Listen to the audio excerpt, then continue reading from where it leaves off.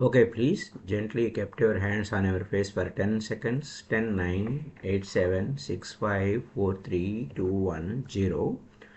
అరచేతులు చూస్తూ నెమ్మదిగా కళ్ళు తెరుద్దాం. 5, 4, 2, 1, 0.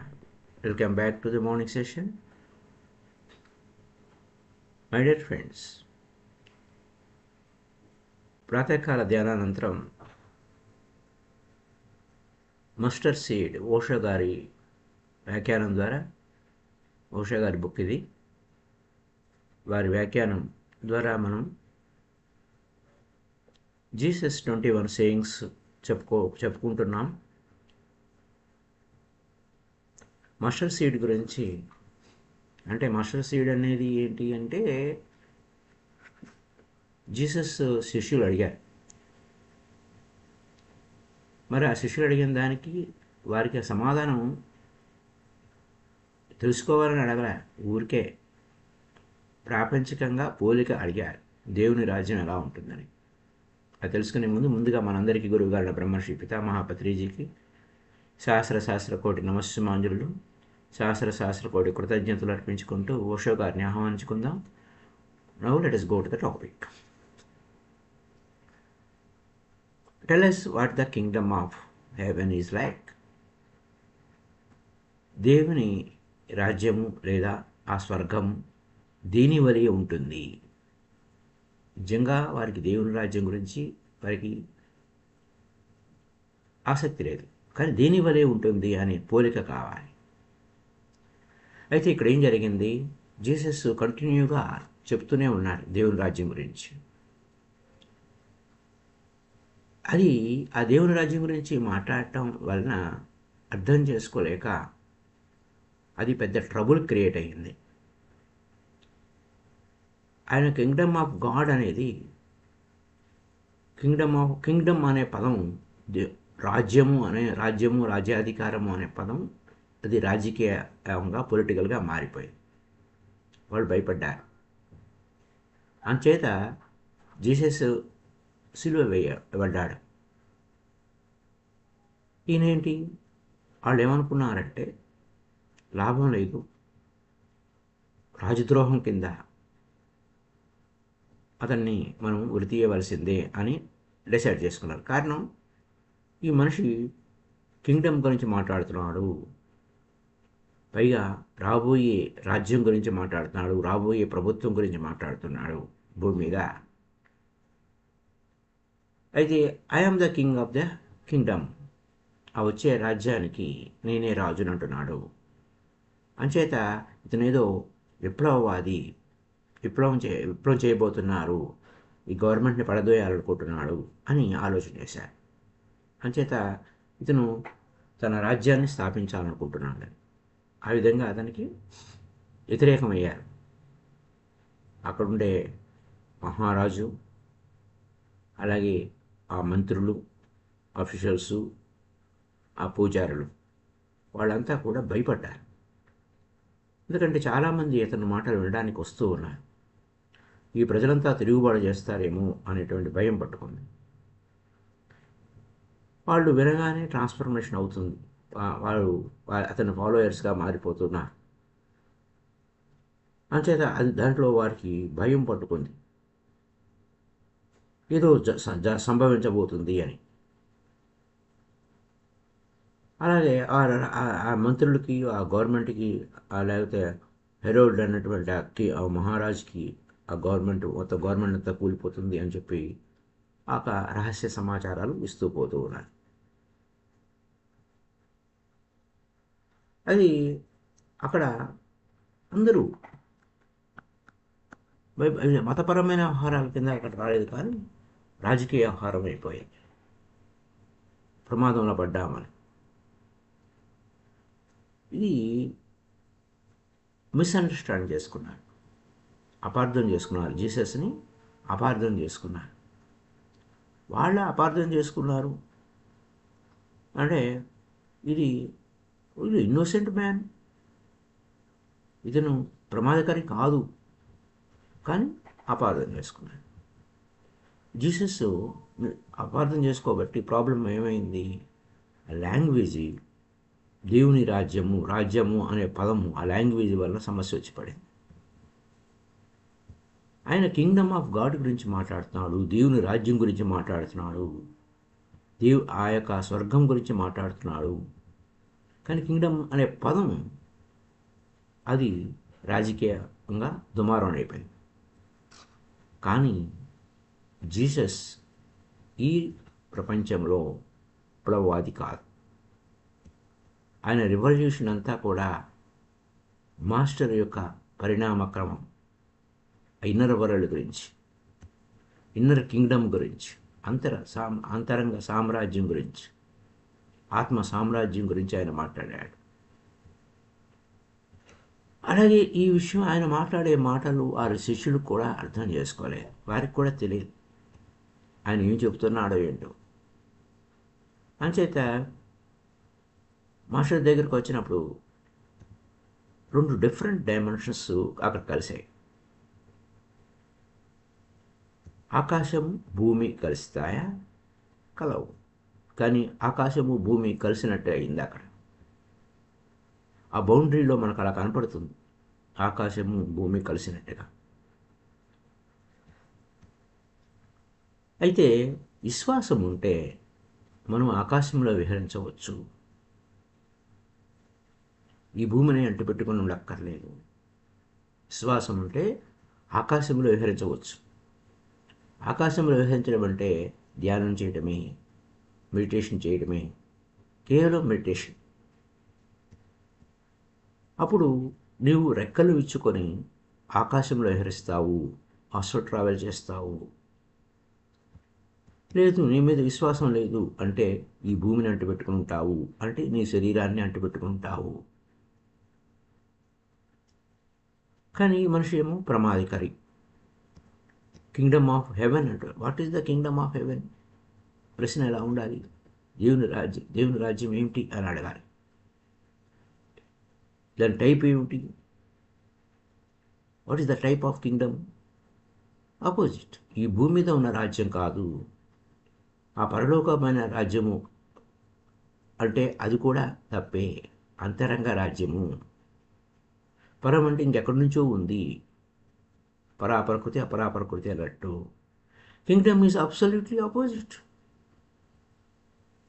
ఈ ప్రపంచంలో ఉన్న రాజ్యం గురించి ఈ ప్రపంచంలో అబ్సల్యూట్లీ ఆపోజిట్ అనమాట. అంతర ప్రపంచం గురించి మాట్లాడాడు ఆయన. అయితే దాని గురించి ఎక్స్ప్లెయిన్ చేయాలంటే కష్టం. ఆయన in my Kingdom of God, నా దేవుని రాజ్యంలో పేదవాళ్ళు గొప్పవాళ్ళు అవుతారు, గొప్పవాళ్ళు పేదవాళ్ళు అవుతారు. Will be the richest. ఎవరైతే ఈ భూమి మీద పేదవాళ్ళు ఉన్నారో నా దేవుని రాజ్యంలో వాళ్ళు గొప్పవాళ్ళు అవుతారు. ఆ చిట్ట చివరి వాడు ముందుకు వస్తాడు. ఈ మాటలు మాట్లాడుతున్నాడు. ఈ మాటలు ఏ మాస్టర్ మాట్లాడాడంటే లావోట్జు మాట్లాడారట. ఈ లావోట్జు అంటే చైనా బుద్ధుడు. లావోట్జు అన్నాడు, last will be the first in my Kingdom of God అనేవాడు. చిట్ట చివర ఉన్నవాడు ముందుకు వస్తాడు అని. ఇది కూడా వినయంగా ఉన్నవాడు, ఎంతో వినయంగా ఉన్న వారికి ఎంతో ప్రాధాన్యత ఇవ్వబడుతుంది అని చెప్పాడు. పేదవారు గొప్పవాళ్ళు అవుతారు అని చెప్పాడు. ఎవరైతే గుర్తింపు లేనివాడు గుర్తింపు పొందుతారు అని చెప్పాడు. అన్నీ తలకిందులుగా చెప్పాడు. ఇది తలకిందులుగానే ఉంటుంది. ఉదాహరణకి నదిలో, ఆ నది ఉంది, చాలా సైలెంట్గా ఉంది, అది చాలా సైలెంట్గా ఉంది. ఆ నది ఏ మూమెంట్ లేదు, ఏ కదలికలు లేవు, ఏ అలలు లేవు, ఏ అలజడి లేవు, ఏ అలజడి లేదు. అప్పుడు అక్కడ మనము మన ఇమేజ్ చూస్తే తలక్రిందులుగా ఉంటుందట. నాకు తెలియదు, నేను చూడలేదు, ఉషా గారు చెప్తున్నారు. ఇప్పుడు అలాంటి నదులు ఉన్నాయా? అంతా గందరగోళం చేసేసారు కదా. నదులు ఉన్నాయా అలాంటి నదులు? It is upside down. మన ఇమేజ్ రిఫ్లెక్షన్ అనేది ఆల్వేస్ అప్సైడ్ డౌన్, అంటే తలక్రిందులుగా ఉంటాయి. ఒక చెట్టును చూస్తే, మనం ఆ చెరువు దగ్గర చెట్టును చూస్తే అది తలక్రిందులుగా ఉంటుంది, కరెక్టే. అలాగే మన బొమ్మ చూస్తే ఎలా ఉంటుంది అనేది గుర్తులేదు నాకైతే. ఎవరికైనా అలాంటి గుర్తుంటే కనుక కామెంట్స్ రూపంలో తెలియచేయండి. ఈ ప్రపంచంలో, ఈ ప్రపంచం అంతా కూడా తలక్రిందులుగానే ఉంది. మనం ఉండే ప్రపంచం మనం ఆ తలక్రిందులుగానే చూస్తున్నాం. అన్నీ అప్సైడ్ డౌన్గానే ఉంది. ఇది చాలా గందరగోళాన్ని దారితీస్తుంది. మనం చూసుకోవటం లేదు, తలక్రిందులుగానే చూస్తున్నాము. సరే, ఇక్కడ ఫస్ట్ వన్ ఎలా అవుతాడు అంటే, ఇక్కడ రాజకీయంగా అపార్థం చేసుకునే దానికి అనే దానికి ఉదాహరణ చెప్తున్నారు ఓషో గారు. బుద్ధుడు బెగ్గరగా అయిపోయాడు, భిక్షాటన చేశాడు. అంత బెగ్గర అంటే మనం అడుక్కునేవాడు అనే కంటే భిక్షాటన చేశాడు, అది స్టైల్ కదా తెలుగులో. బుద్ధ ఒక భిక్షగాడయ్యాడు. ఆయన భిక్షగాడు అంటే అందరూ టాప్ లెవెల్లో ఉంటారు, భిక్షగాడు అట్టడుగున ఉంటాడు, లాస్ట్ మ్యాన్ అనమాట. కానీ వాస్తవానికి ఆయన ఏంటి? మహారాజు. శుద్ధోదన మహారాజుకి ఏకైక పుత్రుడు, యువరాజు. అలాంటిది ఆ రాజ్యాన్ని వదిలిపెట్టాడు. కానీ ఏ రాజ్యాన్ని పట్టుకున్నాడు? దేవుని రాజ్యాన్ని పట్టుకున్నాడు. దేవుని రాజ్యం అంటే ధ్యానము, మన లోపలికి వెళ్ళటము. అది ఆ విధంగా లాస్ట్ మ్యాన్ అయ్యాడు. ఇదేంటి, ప్రాపంచిక రాజ్యాన్ని వదిలిపెట్టాడు. ఎందుకంటే ఈ ప్రాపంచిక రాజ్యము, ఆ అధికారము అనవసరమైన శ్రమ, బర్డెను, ఉపయోగపడదు. మనకేదో బాగున్నట్టు అనిపిస్తుంది, కానీ మనకి ఉపయోగపడదు. ఆత్మరాజ్యానికి ఉపయోగపడదు. మన లోపల ఉన్న స్వరాజ్యానికి, స్వ అంటే ఆత్మ యొక్క రాజ్యానికి ఉపయోగపడదు. అది ఒక పాయిజన్ లాంటిది, మనల్ని నాశనం చేస్తుంది. అసలైన రాజ్యాన్ని పట్టుకోనికుండా స్లో పాయిజన్ అన్నమాట. ఓషో గారు ఉదాహరణ చెప్తుంటారు. ఒక మనిషి తాగుతూ ఉన్నాడు, వాళ్ళ ఫ్రెండ్, ఒక మనిషి ఒక ఫ్రెండ్ తాగుబోతున్నాడు. ఆ ఫ్రెండ్ సలహా చెప్పాలి, ఒరే ఏం చేస్తున్నావు నువ్వు, అది స్లో పాయిజన్, నేను చంపేస్తుంది. తొందర ఏం లేదులే, దానంగానే పోతా, అందుకోసమే తాగుతున్నాను అన్నాడు సమాధానం. ఒక ఫ్రెండు తన ఫ్రెండ్కి, మరి తాగబాకరా, తాగుబోతు కావద్దు, ఆల్కహాల్ తాగితే క్రమక్రమంగా నెమ్మదిగా సస్తావు, ఎందుకు, అది స్లో పాయిజను, వెంటనే చంపదు, కానీ చస్తావు, చావు మాత్రం తొందరగా వస్తుందని. తొందర ఏం లేదులే అంటే, తొందరగా రావడం అంటే స్లో పాయిజన్ కదా, వెంటనే చంపదు, వస్తుంది, రావడం అయితే వస్తుంది, అదనమాట. తొందర ఏం లేదని. అలాగే స్లో పాయిజన్ ఏమైనప్పటికీ చావు వస్తుంది, ఇట్ కిల్స్ యూ. దీని అంటే అధికారం కావని, ప్రాపంచిక అధికారాలు కానీ, నాది మాది అనుకునే ఎంపర్లాట కానీ, దానికోసం దీనికోసం కానీ ఏం ఉపయోగం లేదు. You may not be in hurry, but does not make any change. తొందర ఏం లేదు, పాయిజనే, అది స్లో కావచ్చు, వేగం కావచ్చు, ఈ తొందర లేకపోవచ్చు. అందుకోసం ఇట్ విల్ కిల్ యూ. ఆ alcohol it will kill you. ఆ kingdom of this world belongs to death. ఈ ప్రాపంచికమైనటువంటి రాజ్యం, ఈ ప్రాపంచిక రాజ్యం గురించే కదా జీసస్ని చంపేశారు.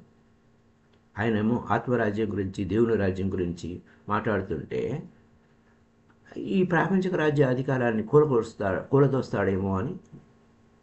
అంటే పూర్వం రాజులంతా ఎలా ఉండేవాళ్ళు? వేరే రాజులను చంపి వారి రాజ్యాన్ని ఆక్రమించుకునేవారు. అలాగే ఇతను ప్రపంచంలో తిరుగుబాటు చేసి, అంటే వారి రాజ్యంలో, వారి దేశంలో తిరుగుబాటు చేసి వారి అధికారాన్ని చేజిక్కించుకుంటాడేమో అనేటువంటి అనుమానంతో అతన్ని సిలువ వేశారు. సో జీసస్ ఏమంటున్నాడు? దోస్ హూ ఆర్ రెడీ, ఎవరైతే రెడీగా ఉన్నారో, come to me, I will give you life abundant. ఎవరైతే సంసిద్ధంగా ఉన్నారో నా వద్దకు రండి, వారి జీవితం సుదీర్ఘంగా, అద్భుతంగా ఉంటుంది, సమృద్ధిగా ఉంటుంది అని అన్నాడు. ఇది జీసస్ గురించి ఒక పారాబుల్ ఉంటుంది, స్టోరీ ఉంటుంది. ఏంటంటే, జీసస్ ఒక విలేజ్లో నడుచుకుంటూ వెళ్తున్నాడు, దప్పిక వేసింది. అక్కడ బావి దగ్గర నీళ్లు తోడుతున్నారు. నీళ్లు తోడుతుంటే అడిగాడు, నాకు కొంచెం నీరు దాహంగా ఉంది, నీళ్ళు ఇవ్వండి. అక్కడ ఉన్న ఆ నీళ్లు తోడే ఆ స్త్రీ ఏమందంటే, మేము ఒంటరాని వారము, లో క్యాస్టు, కాబట్టి మీకు మేము నీరు ఇవ్వకూడదు,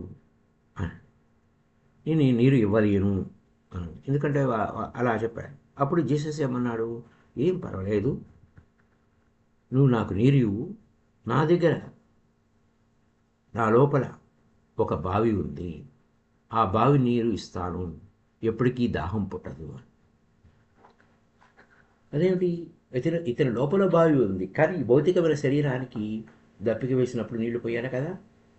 లోపల బావి అంటే ధ్యానము, లోపలికి మెడిటేషన్లోకి వెళ్తే ఆ దప్పిక మళ్ళా వేయదు. Don't worry, give me water, ఏం బాధపడబాక, నేను దానికి మారుగా నువ్వు నాకు నీరు ఇస్తే I will also give you water, నీకు కూడా నేను నీళ్ళు ఇస్తాను నా నా బావి నుంచి. కానీ ఇక్కడ జరుగుతుంది ఏంటి, ఈ శిష్యులు ఏమడిగారు, what is the kingdom of heaven like? ఈ ప్రశ్న నిజంగా కింగ్డమ్ ఆఫ్ గాడ్ గురించి తెలుసుకోవాలనే ఆసక్తి లేదు, దీని వలె ఉంటుంది. సత్యాన్ని నేరుగా చెప్పలేరు, సత్యాన్ని చెప్తే అది అబద్ధమవుతుంది. ఎవరికి వారు సత్యానుభూతి, ఆత్మానుభూతి, బ్రహ్మానుభూతి, బ్రహ్మం గురించి ఎంత చెప్పినా తప్పే, అహం బ్రహ్మాస్మి అని చెప్పినా కూడా తప్పే. ఎందుకంటే ఎవరికి వారు అనుభవంలోకి రావాలి. ఆ అనుభవం లేని జ్ఞానం కింద రాదు. ఒక గుడ్డివాడు, పుట్టుగుడ్డివాడు, ఆ యొక్క సూర్యుని కాంతి ఎలా ఉంటుందో, దేని వరే ఉంటుందో అని చెప్పాలంటే సాధ్యమవుతుందా? కాదు. అలా గుడివాడంతా చేరారు ఆయన చుట్టూ. ఆయన ఎంత చెప్పినా అంతర్ సామ్రాజ్యం గురించి చెప్తున్నా, బాహ్య సామ్రాజ్యం గురించి పోలిక చేసుకున్నాను. అది అక్కడ వచ్చే విషయం. డైరెక్ట్గా ఎక్స్ప్లెయిన్ చేయలేరు. సో తెలియదు, ఎంతో ప్రయత్నం చేశారు. లావోజు ప్రయత్నం చేశాడు. మరి ట్రూత్ చెప్పలేనప్పుడు ఆ లావోజు, బుద్ధుడు, మరి ఆ క్రీస్తు, వాళ్ళు ఎంతో ప్రయత్నం చేశారు కంటిన్యూగా. ఏదైతే చెప్పడానికి సాధ్యం కాదో దాన్ని చెప్పడానికి ప్రయత్నం చేశారు. అంటే అవగాహన చేసుకోవడానికి, ఏమన్నా ఎక్స్ప్లెయిన్ చేయడానికి, something which you cannot be explain, దాన్ని వివరించినా కూడా తప్పు కింద వస్తుంది. కానీ సంకేత రూపంలో అదే నీవు అంటే, అదంటే ఏమిటి? ఉన్నదంతా అదే, ఉన్నదంతా అంటే ఏంటి? ఇలా అనేక ప్రశ్నలు వస్తాయన్నట్టు. అది ఎవరికి వారు తెలుసుకోవాలి. ఎక్స్ప్లెయిన్ అన్నోన్ అది అనేక కథల రూపంలో, సంకేత రూపంలో, ఇలా అలా మనకు అనేక పురాణాలు, వ్యవహారాలు అన్నీ చెప్పబడ్డాయి. కానీ ఆ కథలని నిజమే స్థూలమైన మీనింగ్లు తీసుకోవడానికి ప్రయత్నించారు మూర్ఖశిఖామణి. దాన్ని డైసెక్ట్ చేశారు, ఆపరేషన్ చేశారు. అప్పుడు ఆపరేషన్ చేసి కొంతమంది ఏం చేశారు, ఇదంతా అవుతుందే పుక్కటి పురాణము అన్నారు. పుక్కటి పురాణము అంటే ఒక విత్తనంలో చెట్టు ఉంది, చెట్టు దాగి ఉంది అని అంటే దాన్ని ముక్కలు చేసి ఓపెన్ చేసి చెట్టు ఎక్కడ కనపడలేదే అన్నట్టు. ఇది నిజం కాదు. ఇవన్నీ ఏది చెప్పినా అది వాస్తవం కాదు. కానీ వాస్తవాన్ని గుర్తుపెట్టుకోవడానికి సంకేత రూపంలో ఒక కథ చెప్పారు. కానీ అది ఎవరు చెప్పరు, ఇది హిస్టరీ, ఇలా జరిగింది, అది హిస్టరీ అని. కానీ అది ఒక కల్పన. దాన్ని ఆ కల్పన అయితే ఇది నిజంగా జరిగిందా, అలా జరిగిందా, దాని పరిశోధనలు ఏంటి, అట్లా ఏంటి, ఇట్లా ఏంటి అనేది ఒక కల్పన. ఒక దైవం గురించి ఒక కథ కడతారు. ఆ ప్రదేశంలో ఉన్న కొన్ని ప్రాంతాల పేర్లు కలిపి కథ కడతారు. అది ఒక కల్పన. కానీ అందులో ఉన్న మర్మం కావాలి మనకు, అందులో ఉన్న సందేశం కావాలి. రాముడి గురించి మనం ఎన్నో కథలు వింటూనే ఉంటాం, అనేక జన్మల నుంచి వింటున్నాం. ఇది ఒకనాటి కథ కాదు. కానీ ఆ రాముని యొక్క గుణము, ఆ యొక్క అద్భుతమైన విధానము మనం నేర్చుకోవడానికి సంసిద్ధంగా లేము. ఇలాగే ఉంటుంది. ఇలాగే ఇక్కడ జీసస్ చెప్పే విషయాలు ఎవరికీ అర్థం లేదు. ఢిల్లీ అని చెప్పి రాస్తే ఒక బోర్డు మీద అక్కడ ఢిల్లీ కనపడుతుందా? యారో మార్క్ చూపిస్తే అక్కడ కనపడుతుందా? మైలురాయి మీద ఢిల్లీ అని రాస్తే ఆ ఢిల్లీ కనపడుతుందా? కనపడదు. అలాగే పురాణాలు, కథలు అనేకం ఉంటాయి. అవి అందులో సత్యం కాదు, మర్మం ఏమో తెలుసుకోవాలి. ఈ సత్యమా కాదా? అది నిజంగానే ఉన్నాడా? అలా జరిగిందా, ఇలా జరిగిందా అని. ఆ విధంగా మూర్ఖశిఖామణులు ఢిల్లీ అనే పదంలో ఢిల్లీ కనపడదు. వాళ్ళు కానీ ఆ మూర్ఖశిఖామణులు దానిలో ఎదుగుతూ ఉంటారు. మైత్స్ అనేవి, ఈ పురాణాలు, ఈ కథలు, కల్పనలు అవన్నీ కానీ ఏంటంటే మనకు తెలియని ఆ సత్యం వైపుకి మార్గము సూచికలు, సంకేతాలు. కానీ అవి అక్కడ గోల్ కాదు, అది మైల్ స్టోను ఢిల్లీ కాదు.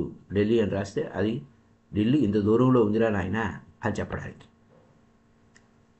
This is the meaning. కానీ మీనింగ్ ఆఫ్ ద డిసైపుల్ ఏంటి? శిష్యుడు ఏంటి? Question, tell us what the kingdom of heaven is like. What is the kingdom of God అంటలా. దేవుని రాజ్యం దేని వలే ఉంటుంది అని. దేవుని రాజ్యం ఎలా ఉంటుంది అని అడగల. దేవుని రాజ్యం దేని వలే ఉంటుంది వాళ్ళ ప్రశ్న. అప్పుడేంటి, వాడు ఏ క్వాలిటీ ఆఫ్ క్వశ్చన్ మనం గమనించాలి, వాళ్ళు ప్రశ్నించే విధానం. వాడు అలా ప్రశ్నించేటప్పుడు ఏమవుతుంది, వాళ్ళకి say something what we know. దేని వలే ఉంటుందంటే మాకు తెలిసిన దానితో పోల్చి చెప్పు అని అనగా ఆవగంగా అంతా ఉంటుంది దేవుని రాజ్యం అని చెప్పేస్తే అది అవుతుందా? అది ఇందాకనే మనం చెప్పుకున్న గుడ్డివాడికి వెలుగు గురించి, అది హైలీ ఇంపార్టెంట్. పుట్టుగుడ్డివాడికి వెలుగు గురించి చెప్పాలంటే ఎంత చెప్పినా మన తప్పే అవుతుంది, వాళ్ళకి అర్థమవ్వదు. అలాగే ఈ లాంగ్వేజ్ అంతా కూడా గుడ్డివాళ్ళ లాంగ్వేజే. దీనివల్ల ఉంటుంది, దానివల్ల ఉంటుంది అని ఎంత చెప్పినా అది అనుభవంలోకి రాదు కదా గుడ్డివాడికి ఆ వెలుగు గురించి. అలాగే దేవుని రాజ్యం గురించి మనం ఎంత చెప్పినా దీని వరే ఉంటుంది అని ఈ ప్రపంచంతో పోలిస్తే అంతే సంగతులు అయిపోయింది. అక్కడ జపాన్లో టెంపుల్ ఉంది, బుద్ధుడి టెంపుల్. బుద్ధుడి విగ్రహం ఉండదు అక్కడ. ఆ లోపలికి పోయి ఏది బుద్ధుడి టెంపుల్ అన్నారు, రామాలయంలో రాముడు ఉంటాడు, కృష్ణాలయంలో కృష్ణుడు ఉంటాడు, ఆ యొక్క చర్చిలో ఎవరుంటారో ఆ క్రీస్తు సింబల్ ఉంటుంది, ఆ క్రాస్ ఉంటుంది, లేదా ఆ శిలువ ఎక్కించిన ఆయన బొమ్మ పెడతారు. ఇక్కడ ఏ బొమ్మ లేదే, టెంపుల్ ఆఫ్ బుద్ధ అన్నారు అని అడిగారు. No statue. అది అక్కడ అక్కడ స్టాట్యూ చూపిస్తారు అనమాట, ఒక సింబల్, ఏరు హెవెన్ వైపుకి. అప్పుడు అడిగారు, బాబు ఏమి బుద్ధుడు ఎక్కడ ఉన్నాడు? ఇదే Buddha. I don't know whether the priest understand or not. అదేంటి, ఆ సింబల్ చూపిస్తున్నాడు, ఏలు పెట్టి చూపిస్తున్నాడు, ఇదే బుద్ధ అంటున్నాడు. ఏమయ్యా నా ప్రశ్న నీకు అర్థమైందా లేదా? ఒక ఏలు పెట్టి చూస్తున్న చూపు వేరుని బుద్ధ అంటావేమిటి? What is Buddha? బుద్ధుడు ఏం చేస్తున్నాడు? అదిగో ఆ చంద్రుని చూడు అని వేలు పెట్టి చూపిస్తున్నాడు.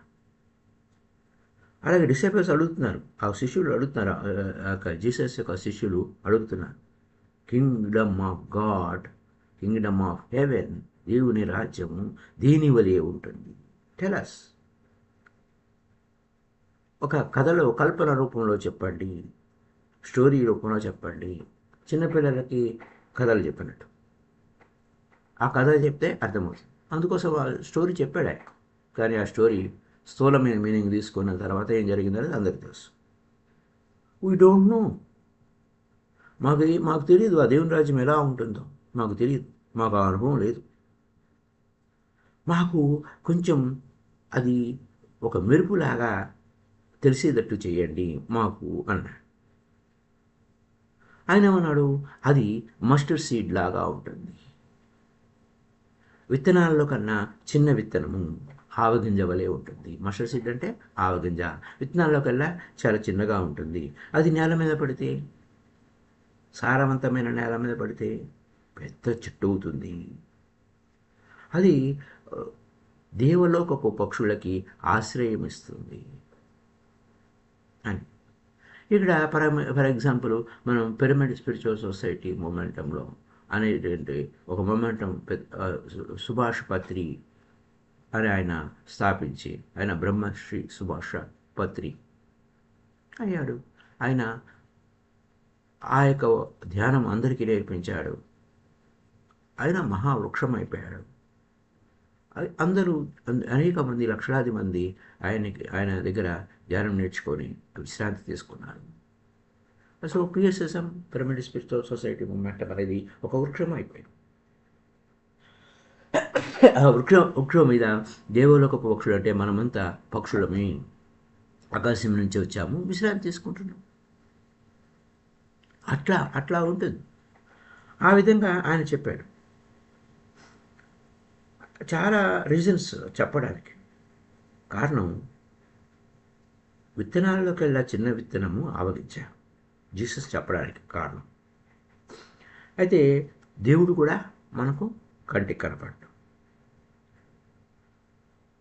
అణువు కన్నా, పరమాణువు కన్నా, పరమాణువుల్లో కూడా నిగూఢంగా ఉన్న ఆ దేవుడు మన కంటికి కనపడ్డాడు.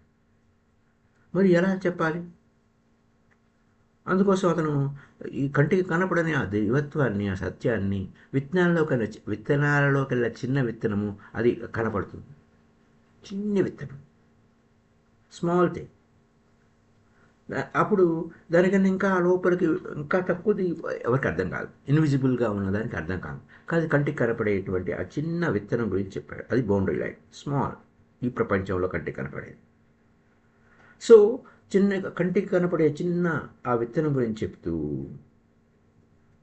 అక్కడ ఎంటర్ ద వరల్డ్ ఆఫ్ చాలా సూక్ష్మమైన అంతర ప్రపంచం గురించి చెప్పుకుంటూ వచ్చాడు. Mustard seed exist on the boundary. చిన్న విత్తనాల్లో చిన్న విత్తనం అన్నట్టు. ఆ mustard seed is not only the smallest visible. అది చిన్నదే కాకుండా చాలా రహస్యమైనటువంటి దాంట్లో ఒక రహస్యం ఉంది ఆ యొక్క ఆవగింజలో. అది చిన్ని విత్తనంలో అది కనుక విత్తితే మొక్కల్లోకెల్లా పెద్ద మొక్క అవుతుంది. అది ఒక పాయింట్. ఇది పారాడాక్స్ అంటే పరస్పర విరుద్ధ సిద్ధాంతము. విత్తనమా చిన్నది, ఆ యొక్క మొక్కల్లోకెల్లా పెద్ద మొక్క, చిన్ని విత్తనము పెద్ద మొక్క. అలాగే మనకు మర్రి చెట్టు విత్తనం కూడా మీరు గమనిస్తే ఎంత మహావృక్షం అవుతుందో. అది వదిలేస్తే ఎన్ని ఎకరాలు వెళ్ళిపోతుందో, దాన్ని నిరోధించకపోతే మొత్తం భూమి అంతా వెళ్ళిపోతుంది. అంత గొప్ప చిన్న విత్తనంలో అంత మహావృక్షం దాగి ఉంది. అలాగే దేవుడు కంటికి కనపడడు, కానీ విశ్వమంతా వ్యాపించిపోయి ఉన్నాడు. ఆ యొక్క దేవుని యొక్క వైభవం విశ్వమంతా వ్యాపించిపోయింది. విశ్వం మన కంటికి కనపడుతుంది, కానీ ఆ విశ్వానికి మూలం చిన్న విత్తనము. అలాగే యూనివర్స్ ఈజ్ ద ట్రీ. మనకు ఒక చెట్టు, అప్పుడు మన విత్తనము దేవుడు. మొత్తం ఆ చెట్టు కనపడుతుంది, లేదా ఆ ప్లాంట్ కనపడుతుంది, విత్తనమేమో దేవుడు. అంటే అక్కడ ఆ విత్తనం చెట్టు అయితే విశ్వం చెట్టు కనపడుతుంది, విత్తనమేమో చిన్నది. అలాగే దేవుడు కనపడాలంటే విశ్వమంతా విశ్వం అంటారు. విష్ణు శాస్త్రంలో విశ్వం అంటారు. విశ్వమంతా తానే అయి ఉన్నాడు. విష్ణు విష్ణు ఆ విష్ణు అనేది, ఆ విష్ణు అనే పదం కూడా అణువు, అపరమాణువు అలా ఉంటుంది. అణువు అణువు పరమాణువు కంటికి కనపడని వ్యవహారం అన్నమాట. సో ఆ దైవము విశ్వమంతా తానై ఉన్నాడు.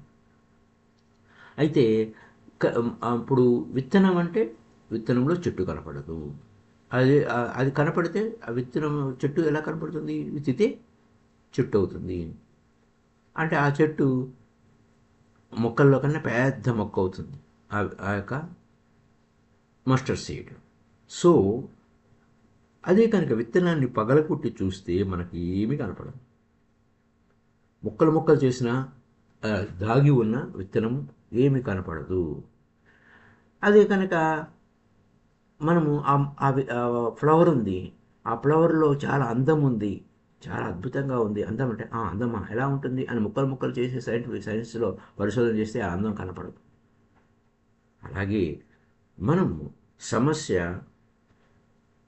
అన్ని విషయాలు ఇలానే ఉంటాయి, పరిశోధన చేస్తూ ఉంటాం. ఇది అవునా కాదా, ఇది అవునా కాదా అని చేస్తూనే ఉంటాం.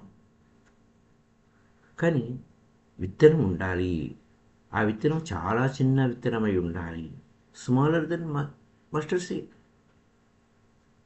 ఉందా అంటే ఒక సింబాలిక్గా చెప్పింది, సంకేతంగా చెప్పిందే కానీ నిజానికి ఆ యొక్క చెట్టు మీద దేవలోక పక్షులు వచ్చి వాళ్తాయి, ఆవగింజ అనేదాన్ని మనం స్థూలమైన మీనింగ్ తీసుకోకూడదు. ఆ సంకేతం. అలాగే అక్కడ వారి శిష్యులు ఎలాంటి వారు? చేపలు పట్టేవారు, రైతులు, తోటమాలులు. అలా వాళ్ళు అడుగుతున్నారు, దేని వలి ఉంటుంది, మాకు అర్థమయ్యే భాషలో చెప్పు, కథలలో చెప్పు, చిన్న చిన్న కథల్లో చెప్తే మాకు అర్థమవుతుంది అని చెప్పాడు. ఆ విధంగా ఆవగింజ అనేటువంటి కథ వచ్చింది. ద మస్టర్డ్ సీడ్ అనే కథ వచ్చింది.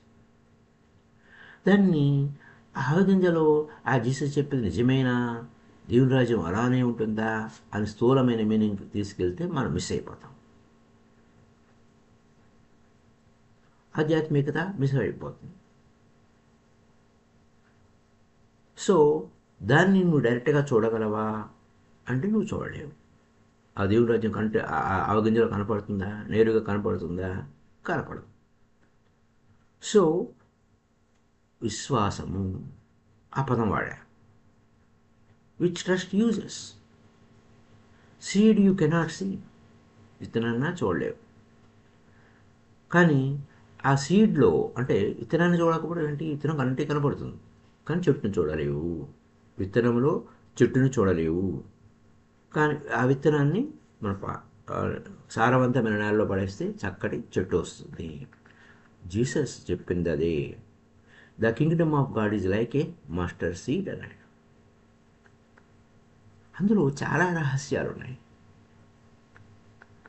అది ఆ కథలో ఉన్న మర్మం. అది ఆ మర్మంలోకి వెళ్తే అంతర సామ్రాజ్యం ఉంది. మన లోపలికి వెళ్ళాలి, మెడిటేషన్ చేయాలి, ధ్యానం చేయాలి, మన లోపల ఉన్న ఆ దివ్యశక్తిని వెలికి తీయాలి. అది అక్కడున్న విషయం. ఆ లోపలికి వెళ్ళినప్పుడే మనకు చాలా రహస్యాలు మనకు అర్థమవుతాయి. మన లోపల ఉన్న దేవుని రాజ్యం అర్థమవుతుంది. అందుకోసం ధ్యానము మొదట చేయాలి, మెడిటేషన్ ముందు చేయాలి. Seek the kingdom of God అంటే ఆ కింగ్డమ్ ఆఫ్ గాడ్ని ఫస్ట్ చూడండి. అది ఆ కింగ్డమ్ ఆఫ్ గాడ్ని చూడాలని అంటే ఆ విత్తనం చచ్చిపోవాలి, అప్పుడు చెట్టు కనపడుతుంది. అంతే కదా. విత్తనంగానే ఉంటే, అలాగే నువ్వు రెడీ టు డై అంటే ఏంటండి అంటే గతానికి నువ్వు చనిపోవాలి. గతం వద్దు, గతం అంటేనే చనిపోవడం. గతం గురించి ఆలోచనలు పక్కకు పెట్టాలి, వర్తమానంలో ఉండాలి, శ్వాస మీద ధ్యాస పెట్టాలి. అప్పుడే ఆ విత్తనం మాయమైపోయి మనకు ఒక కొత్త వాస్తవాన్ని దర్శిస్తుంది. నువ్వు అలా చేయకపోతే దేవుడు ఉన్నాడు కానీ ఉత్త చేతులతో ఉంటావు. దేవుడున్నాడు. దేవుడున్నా నువ్వు ఉత్త చేతులతోనే ఉంటావు. ఎప్పుడైతే నువ్వు లేవో గాడున్నాడు. నేను అనేది ఉందో, విత్తనం ఉందో చెట్టు లేదు. చెట్టు కనపడదు. ఎప్పుడైతే నేను అనేది ఉందో ఆ దేవుడు కనపడ్డు. ఆ నేను మాయమైపోవాలి. ఆ గతం మాయమైపోవాలి. జీరోలోకి వెళ్ళిపోవాలి. అప్పుడు దేవుడు కనపడతాడు. ఇక్కడ విత్తనం చెట్టును చంపదు, కానీ ఆ విత్తనంలోంచి చెట్టు వస్తుంది. లేదు, నేను చావను, నేను ఇలానే ఉంటాను, నా జీవితం ఇలానే ఉంటుంది అంటే నువ్వు ధ్యానం చేయలేవు.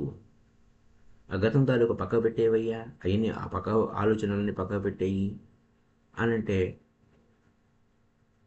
పక్క పెట్టకపోతే నువ్వు ఆ విత్తనంగానే పుట్టి విత్తనంగానే చస్తావు.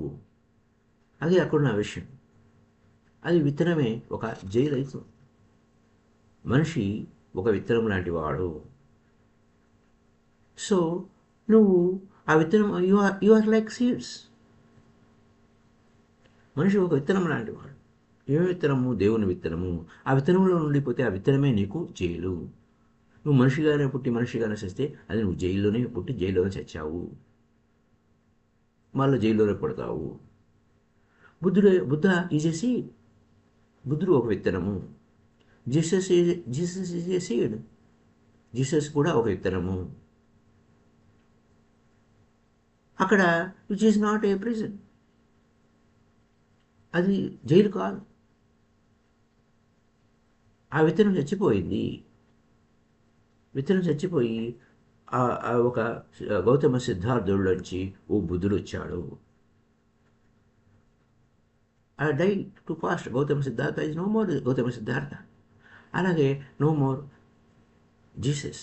ఇక క్రీస్తు అయిపోయాడు. సో ఇక్కడ నో మోర్ ఇక్కడ నో మోర్ ప్రిజన్ అంటే విత్తనంగానే ఉంటే అది ఒక జైలు లాంటిది. జైలు కాదు, మహావృక్షం అయిపోయారు. సో అంచేత రైట్, అక్కడ సారవంతమైన నేల అనే పదం వాడారు. మా దేవుని రాజ్యం ఎలా ఉంటుందంటే ఆవగింజ వలె ఉంటుంది. అది సారవంతమైన అన్ని గింజలలో కల్లా మనకి చాలా చిన్న గింజ. అది సారవంతమైన నెలలో పెడితే పెద్ద వృక్షం అవుతుంది. ఆ వృక్షమే దేవలోక పక్షులు వచ్చాయి అంటే ఆ సూత్రాన్ని మళ్ళీ మళ్ళీ మనకు రిపీట్ చేస్తున్నారు. సారవంతమైన నేల అంటే ఏంటి? సారవంతమైన నేల కావాలి మనకు. నీలో ఉన్న దేవుడు తెలియాలంటే సారవంతమైన నేల కావాలి. సారవంతమైన నేల కావాలంటే ఏంటి? నువ్వు ధ్యానం చేయాలి, మెడిటేషన్ చేయాలి. మెడిటేషన్ చేస్తేనే నువ్వు అక్కడ ఏదైనా మాట చెప్తే నీ లోపలికి ఒక విత్తనంలా పడుతుంది. ఆధ్యాత్మిక సత్యము. Right earth is needed. లేకపోతే సరిగ్గా ఆ నేల మీద పడకపోతే, సరైన నేల మీద సారవంతమైన నేలలో పడకపోతే ఆ విత్తనంగానే ఉండిపోతుంది. అది రాయి మీద పడింది అనుకోండి చచ్చిపోతుంది. సారవంతమైన నేల లేకపోతే రాయి మీద పడింది అనుకోండి చచ్చిపోతుంది. అక్కడ ట్రీ రాదు. సో రైట్ సాయిల్ కావాలి, సరైన నేల కావాలి, సరైన భూమి కావాలి. అది అప్పుడు సరైన భూమి, సరైన వ్యవహారం కావాలి అంటే నేను నేర్చుకోవాలి అనేటువంటి సంసిద్ధంగా ఉండేటువంటి ఆ డిసైపుల్ కావాలి. నేర్చుకోవడానికి సంసిద్ధంగా ఉండాలి. డిసిప్లిన్, ఆ డిసైపుల్షిప్. అప్పుడు అక్కడ నువ్వు నేర్చుకోవడానికి సంసిద్ధంగా ఉంటే నేల దున్ని రెడీ అయినట్టు. సారవంతమైన నేల రెడీగా ఉంది. అప్పుడు ఆ విత్తుకోవచ్చు. కానీ విత్తనం ఉంది, విత్తనం దొరికింది, నేల దొరకలేదు అంటే నేల దొరకాలి. ఆ నేల అంటే నువ్వు నేర్చుకోవడానికి సంసిద్ధంగా ఉంటే అప్పుడు నీకు అన్ని విషయాలు నేర్పబడతాయి, తెలియబడతాయి. అది అక్కడ నా అసలైన పాయింట్. అయితే నువ్వు విత్తనం అంటే నువ్వు అక్కడ నేలని దున్నావు, అక్కడ మరి సారవంతమైన నేల తయారు చేయాలంటే ఏం చేయాలి? నేలను దున్నాలి. నేలను దున్నిన తర్వాత అక్కడ అక్కడ కలుపు మొక్కలు ఏమైనా ఉంటే తీసి పారేయాలి. అప్పుడు కలుపంతా తీసేసి నేల చక్కగా దున్నేసి నీరు పెట్టి సిద్ధం చేస్తే రెడీగా ఉంటుంది విత్తనానికి. ఆ విధంగా మళ్ళా వెరువు అది వేసి, కావలసినంత వెరువు వేసి రెడీ చేసుకోవాలి. ఒక గార్డెనర్ ఒక తోటమాలి చేసినట్టుగా. అలాగే నీ జీవితం ఒక తోట. ఆ తోటమాలి సరైన విత్తనాలు విత్తుకుని జీవితం అనే పంటను పండించుకోవాలంటే సరైన ఆలోచనలు తీసుకోవాలి. సో నీ దగ్గర అన్నీ ఉన్నాయి. నువ్వు అన్నీ ఉన్నా నువ్వు సరైన తోటమాలి కాలేదు. లేకపోతే నువ్వు విత్తనాలు ఎక్కడెక్కడ పడేస్తున్నావు, నీ ఆలోచనలు ఎక్కడెక్కడ పడేస్తున్నావు. సో మరి రోడ్డు మీద పడుతున్నాయి, అక్కడ చచ్చిపోతాయి ఆ విత్తనాలు. లేదు, బాట వెంట పడుతున్నాయి, ఆ బాట వెంట మనుషులు నడుస్తూ ఉంటారు, అవి కూడా మొలకెత్తవు, చచ్చిపోతాయి. కాబట్టి అవి చనిపోకుండా ఆ విత్తనం నుంచి చెట్టు రావాలి అంటే రక్షణ కావాలి. రక్షణ కావాలంటే నిన్ను రక్షణ చేసుకోవాలి. లుక్, చిన్నపిల్లవాడు, ఒక ఉదాహరణ చెప్తే, చిన్నపిల్లవాడు పుట్టాడు, జస్ట్ బోర్న్ బేబీ. దాన్ని సంరక్షించుకోవడానికి ఉండాలా వద్దా? ఉండాలి. లేకపోతే ఆ బిడ్డకి చాలా సున్నితంగా ఉంటాడు, మరియు ఆ బిడ్డని సంరక్షించాలంటే తల్లి కావాలి, తల్లిదండ్రులు కావాలి. చాలా డెలికేట్గా ఉంటాడు. కానీ అక్కడ ఆ బిడ్డ పుట్టాడు, ఆ సత్యం చాలా డెలికేట్గా ఉంటుంది. ట్రూత్, ఒక అద్భుతం. When God is Born in you, greater than all births. అన్ని జన్మల కంటే నీ లోపల ఉన్న దేవుడు చాలా గొప్పగా ఉంటాడు.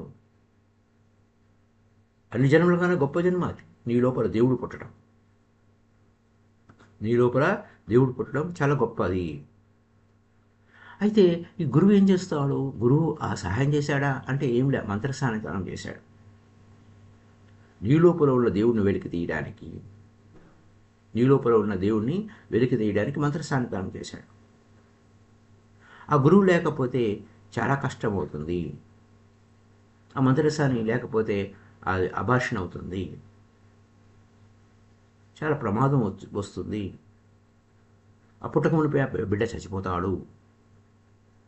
అంచేత నిన్ను రక్షించడానికి ఆ గురువు కావాలి. ఎందుకంటే అప్పుడే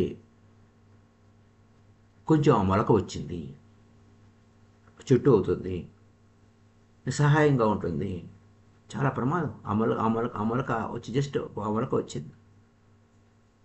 అంచేత నువ్వు విశ్వాసం వలన నువ్వు నీ లోపల ఆ దివ్యత్వం అనేది వెళ్ళి విరుస్తుంది. Trust is needed. లేకపోతే వేరే మార్గం లేదు. నీకు డౌట్ పడ్డావా, నువ్వు ధ్యానం ఎక్కడ చేస్తావు? ధ్యానం చేస్తే ఆలోచన రహిత స్థితిలోకి తీసుకెళ్ళి ఆలోచనలని కట్టేసేయి. వాటితో ఏం పని? నాకు చాలా పనులు ఉంటాయిలే. కళ్ళు మూసుకున్నప్పుడు ఇంకా ఆలోచనతో పని ఏంటి? కట్టి నీ లోపలికి నువ్వు వెళ్ళు. విశ్వాసం కావాలి. సో డౌట్ ఉంటే ముడుచుకుంటావు, విత్తనంగానే ఉండిపోతుంది, విత్తనంగానే చస్తుంది. లేదా ఆ విత్తనంగానే పుట్టి విత్తనంగానే పుచ్చిపోతుంది. లేదా ఆ విత్తనం తను తాను కోల్పోవాలి విశ్వాసం. ఎందుకంటే అక్కడ నుంచి బిడ్డ రావాలి, ఒక మొక్క రావాలి. But if you trust, the seed died. అంటే ఆ సీడ్ అంటే ఆ విత్తనాలని, ఆ గతమంతా పోయి నీ లోపల నుంచి మొలక వస్తుంది. ఆ విత్తనానికి తెలియదు తనలో ఓ చెట్టు దాగుందని. అలాగే నువ్వు ఒక విత్తనమే, నీలో ఓ దేవుడు దాగి ఉన్నాడు అన్న విషయం నీకు తెలియదు, ఆ గురువు తెలుసు. అందుకోసం my dear friends, my dear masters, my dear God's అన్నారు పితామహ పత్రిజీ. ఆ గురువుకు తెలుసు. కానీ ఆ విత్తనానికి నాకు ఖచ్చితంగా రిజల్ట్ రావాలి అని అడుగుతూ ఉంటుంది. నేను ఆ విత్తనం ఏముంటుందంటే, నేను చచ్చిపోతే నాలో చెట్టు వస్తుందా అని అడుగుతుంది. అది ఆ విత్తనాన్ని మనం ఏ విధంగా అయ్యా నువ్వు ఆ విత్తనమా నువ్వు చచ్చిపోతే నీలో గొప్ప చెట్టు వస్తుందిరా అని ఎలా దానికి రుజువు చేయగలుగుతావు? Is it possible? ఇక్కడ నీ పట్ల నీకు విశ్వాసం లేకపోతే ఎవరు నీకు ఏం చేయలేరు. నీ పట్ల నీకు విశ్వాసం, ఇది ఎక్కడ విషయం. లార్జ్ ట్రీ, గొప్ప మహావృక్షము, ఎంతో అద్భుతాలు జరుగుతాయి, ఎన్నో అద్భుతాలు జరుగుతాయి ఈ భూమి మీద ఆ మహావృక్షం వలన. ఓ బ్రహ్మర్షి పితామహ పత్రిజీ తనలో ఉన్న దివ్యత్వాన్ని వెలికి తీయటం వలన ఓ మహావృక్షమయ్యాడు. అంతే. ఆయన లేడు, మహావృక్షమే ఉంది. ఆ మహావృక్షమే పిఎస్ఎం పిరమిడ్ స్పిరిచువల్ సొసైటీ మూమెంటంగా ఉంది. ఇలా ఉంటుంది. ఇది ఎక్కడున్న విషయం మై డియర్ ఫ్రెండ్స్. సో సారవంతమైన నేల కోసమే అందరికీ సారవంతమైన నేల చేయడం కోసమే మెడిటేషన్ సాధన అనేది ఉంది. దానికోసం ఇదంతా ఉంది. సో మై డియర్ ఫ్రెండ్స్, మరి ఇంకా మరిన్ని విషయాలు, ధ్యానం గురించి మరిన్ని విషయాలు రేపు ఎపిసోడ్లో చెప్పుకుందాం. Thank you very much. చెప్పుకుందాం. Happy day to you all. Key పాయింట్స్లో ఏముంటుందంటే,